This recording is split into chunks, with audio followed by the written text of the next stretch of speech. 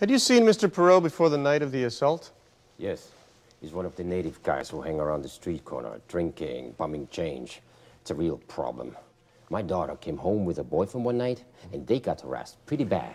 So bad, her boyfriend was punched in the... Objection. That anecdote has nothing to do with the matter before the court. Are you sure? I mean, he didn't get a chance to finish it. I was just trying to tell you what's been going on around there. Of course you were.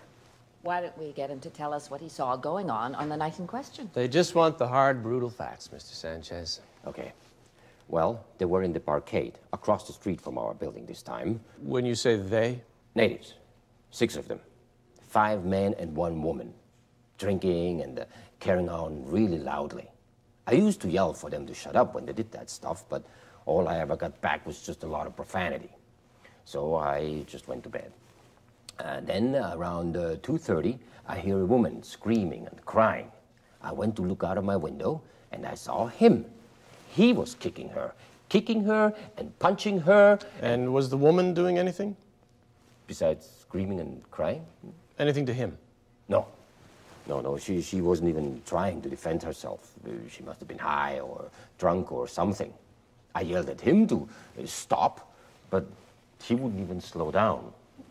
And the other guys, well, they weren't going to help her. They were all wasted. So I called the police.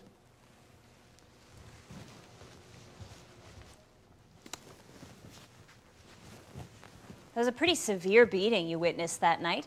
Oh, yes. Maybe you should have done something to stop it? Called the police, no? No, I mean something more hands-on. What is this? She's going to spend her time with a witness chastising him for not intervening in a more manly fashion? Well, if he'd actually taken the time to go down there, he might have seen that it wasn't my client beating the woman. Mr. Ray. I'm sorry, Your Honor, but... Okay. So, were you frequently disturbed by rowdy people in the park? Well, they built a new native center up the street, and it does a lot of good work, I suppose, but it attracts them like flies. And Mr. Perot was one of these flies? Like I said, he hung around there. Right. It's usually pretty dark around 2 in the morning. That didn't make it difficult for you to see that it was actually my client doing all that kicking and punching? No. Or that, in fact, they were all native people in the park? They're the only ones that goes there in the night. Yeah, why not? They're afraid of being scalped. You don't actually like natives much, do you? Your Honor?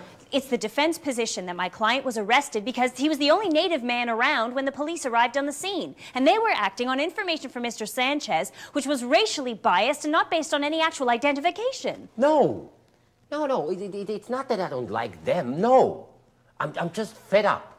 I'm tired of them living on handouts, not working, drinking in public, throwing up. Yeah, they're violent and lazy. You see them sniffing gas on the news. I mean, they're a menace. We should just get rid of them, send them back to where they came from. Hey, wait, they're from here. Your Honor. You're out of line, counsel. I'm not saying get rid of them.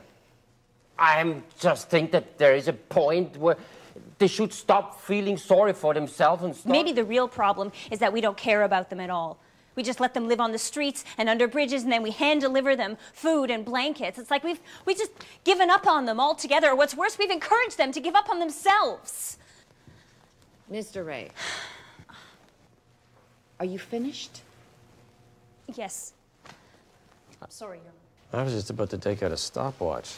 Does she still get to make submissions at the end? Because I don't think that's fair.